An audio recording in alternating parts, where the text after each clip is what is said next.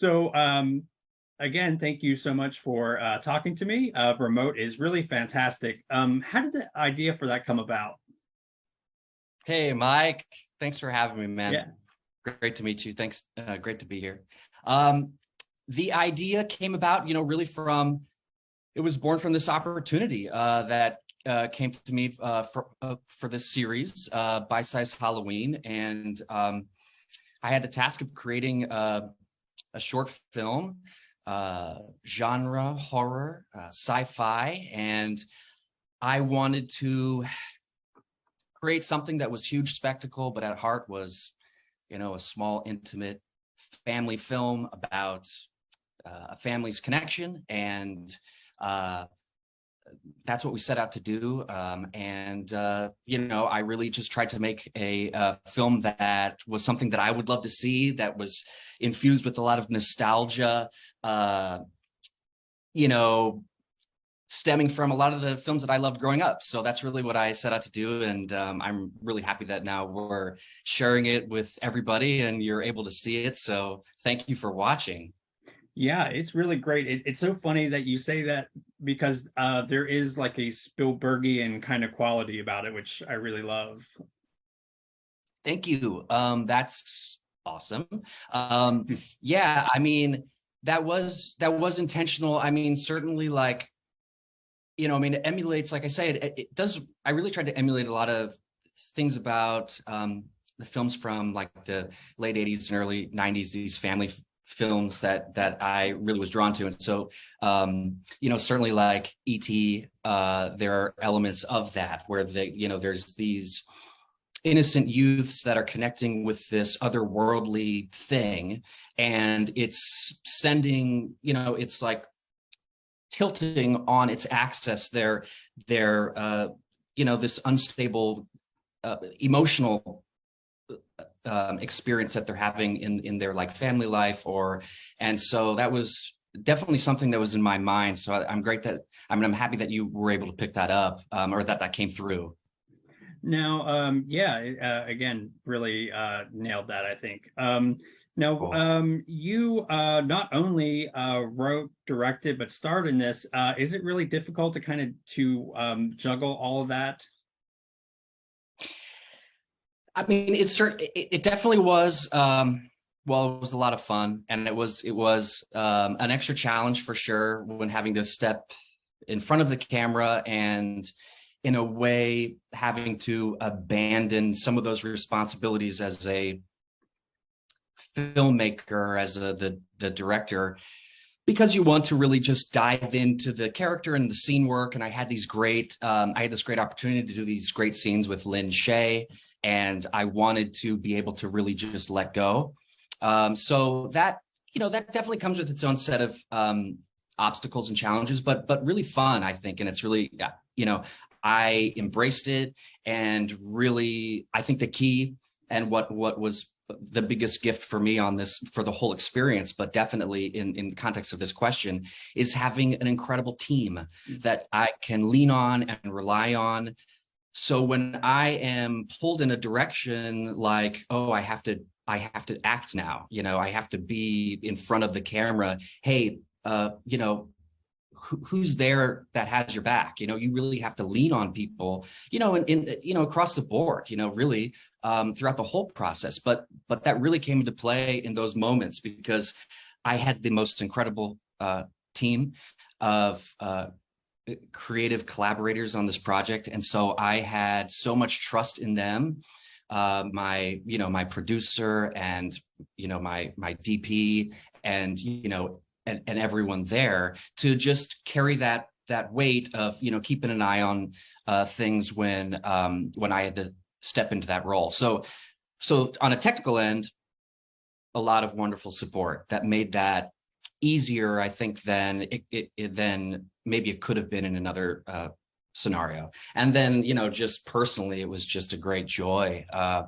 I've, had a lot of, I've been very fortunate to get some work as an actor, out here in LA. And so I just, I thought I'd seize the chance to kind of dipped my fingers into that pool a little bit, and it was just, I mean, I had a blast, especially with Lynn. It was just a joy. And then Eris Baker, who's just fantastic young actress, getting to do some scene work with her too was just phenomenal. It was awesome.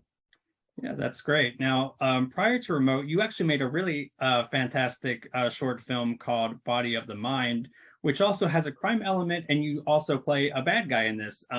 Yeah. Is it safe to assume that you enjoy that kind of mashup of like science fiction and crime, or like other like genres? Yeah, I guess it is safe to say. That's so. Body of the Mind was the first film that I did as a writer director. It was the first my first film, and now Remote is my second. And they are sort of in the, I mean, they're definitely in the same world. You know, I mean, there are these sci-fi elements, high concept, and some criminal behavior. And it's funny that I kind of play these, you know, that there are these thieves as antagonists in both pieces, and their device is to, of course, you know, in the short form story, to create tension, to create an obstacle, an acute, extreme, high stakes obstacle for our protagonists.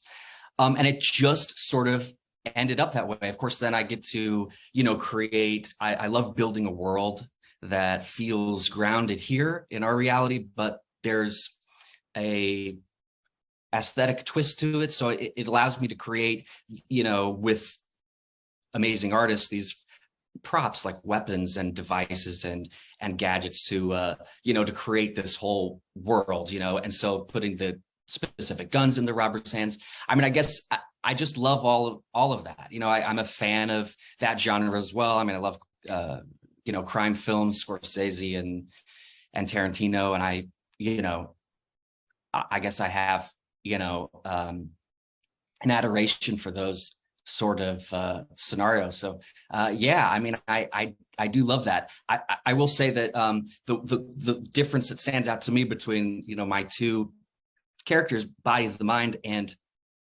Remote. In Body of the Mind, I played this very, like, he was very the character was very antagonistic, very domineering, aggressive, very alpha male. And in Remote, I sort of, you know, there's this comedy element of like this odd couple relationship between Lynn's character and my character. And that was really fun to play sort of the beta to her alpha. You know, I played a much more controlled and whiny character, someone who was just much less of an aggressor. You know, at least in the relationship between he and Lynn. So it was really fun. You know, I love to play with all of that. Nice. Now, I know you touched upon this a little bit, but what was it like working with the incredible Lin Shaye? Like that must have been really awesome. Yeah, I guess I already mentioned her several times. It's hard not to, because she's so cool. She's so cool, man. She is like, well, I mean, anyone who's seen her work is probably a fan of her work, because she's so memorable and fantastic in like everything she does. And I'm no different. I mean, I know so many of her performances, and just like so many of them have stuck to my mind like glue. I mean, I love her as an actress. And then she's everything you'd hope that she would be in person. I mean, she's dynamic, she's sweet, she's confident, and she is giving, and she's incredible and wonderful to collaborate with. You know, like, she came on board. She was my first choice for the role. When I started writing the script, I had her in mind for the part. She and I worked together years ago, actually. On a film that this horror comedy called Killer Pad, and I played one of it was like a dude Where's My Car meets, you know, like a horror comedy kind of vibe. And it was actually directed by the legendary Robert Englund, who he and Lynn go way back. They were friends. So she came on and did a bit part in that movie. I had a scene with her. I was one of the three male leads of this like goofy, you know, broad comedy. and she was so lovely. And I had this, I mean, it was just a one-day experience, and she was so cool. And that's how I reached out to her, based off of that meeting. And she loved the script and loved the character and decided to come on board. And it was just amazing. She brings so much to the role. That's why she's so good in everything she does, because she takes the character. And man, we had just like so many wonderful conversations, creative brainstorming, meeting of the mind over this character and the idiosyncrasies of the character and the details on the surface and beneath. And she just really dives deep, and she's got tons of ideas, and she's really open and still, open to accepting these ideas or discarding them and really creating something together. And that's exactly what we did. And I'm so proud of the work that she did. I'm so proud to have her in the film. She really kills it. It's a really challenging role. It's got to go in a lot of different areas. And she just, no surprise, right? She just nails it. I think she's awesome. I think she's awesome in the film. Yeah. Well, you both nailed it. I think you both are great. And yeah, you can definitely tell that she, like, you can definitely tell when actors are meshing well together and you have that chemistry. And I would be remiss if I didn't mention how much I loved you in Not Another Teen Movie, the Night Stalker series, the reboot series. Oh, hey, cool. Oh, dope. That's awesome. Is there a Night Stalker DVD behind you there on that wall? I don't think I sadly don't have the reboot series yet, but I'm a big fan of that one. That's awesome, man. That's so cool. Thanks for calling that out. Yeah, that's Not Another Teen Movie. Amazing that's still, stood the test of time. People still enjoy that movie. I had a blast making that film. We all did. We were all young. It was a lot of all the actors, a lot of our first big movie experience. And so we all went through that together. We were like, when you're young and you're full of hope and you've yet to experience the world, like the realities of the world, like beating you down. And, that's just life. But, when you're young, you don't know that yet. And you just, you jump into experience with just like open heart. And we were all there doing that. It was beautiful. And so that's very cool that it's still enjoyed, this raunchy fucking comedy, that is so extreme. You could never make it now, but that's part of the joy. That's part of the, the thing that maybe people appreciate about it now, because you can still look back and, laugh, because it is just humor. But yeah, that's great. And then Night Stalker, of course, was awesome. Series on ABC, working with, Frank Spotnitz and the creators of X-Files, and, incredible cast, Gabrielle and Stewart and Cotter. Yeah, nothing but great memories. Wish that would have lasted longer. We had so much fun. But it's so yeah, funny. It's so funny seeing like a little baby Luke Evans, Captain America, in that one. Luke Evans, Captain America. In none of the sorry. Yeah, none. I know. In Not Another Teen Movie, you mean? Yeah. I know. Chris Evans, yes? Oh, Chris Evans. Yeah, I'm sorry. No, it's okay. I was like, oh gosh, Chris has a brother named Luke. I don't know anything about it. But on this, I'm failing. No, yeah, I know. That's so funny. That's probably a good part of the reason why people keep returning to Not Another Teen Movie, is because Chris has reached this stratospheric level of stardom, well deserved. I'm such a huge fan of him as an actor, but a person. He's just like the coolest dude. And so I'm sure that's the reason why people keep going, so that they can, see Chris Evans with, a banana up his ass, which is, iconic. That's apparently, from what I hear, it's America's ass and it's got a banana in it. That's timeless. That's timeless. Absolutely. One really quick question. Would you, if given the opportunity, would you make a Remote into a feature length film? Oh yes, I mean that's sort of the dream scenario.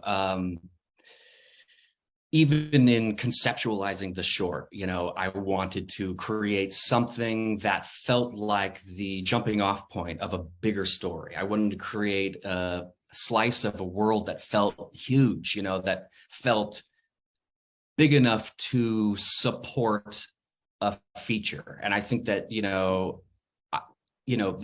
so the story and certainly really the concept, conceptually, the idea was really formulated with that in mind. I mean, that's really the main goal. I hope to turn this into a feature project with the team over at 20th Digital. They're amazing. I had like the time of my life collaborating with them on this short, and so that's the hope. And hopefully people respond to the short and really like it, and they want to see that too. I've got a lot of working on a lot of really exciting ideas for the feature. So I'm just like, yes, very excited about the idea of hopefully making that happen. That's awesome. So, again, thank you so much for taking the time to talk to me. Remote is awesome. And again, I've always been a pretty big fan, so this was really fun. Oh man, that's so cool. Thank you for taking the time to talk to me, and thank you for watching the film, and thank you for saying that you're a fan. That actually, that really means a lot. That's super cool. And yeah, man, I hope our paths cross again in the future. But absolutely. Yeah, thanks for taking the time today, man. I had a lot of fun talking about it. Yeah, absolutely. Thank you. And thank you, Emma.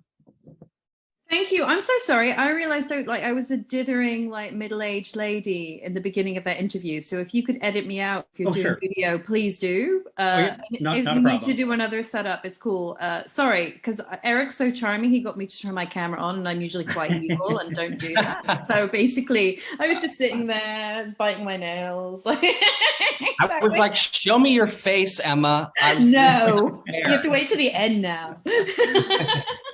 Yeah, I can do a really quick intro. Yeah, not a problem. I think it looked okay. Like I could cleanly edit out, but I'll do another take. Yeah, well, it just nobody needs to see me without any makeup on before enough coffee. Do you know what I mean? I mean that's too scary. Oh no. I don't have any makeup on either, Emma. So no, you're beautiful though, darling, and you're young. It's great. I was hoping you were gonna say, yeah. All right. Thank you, Mike. Oh yeah, thank you. All right, bye. Bye.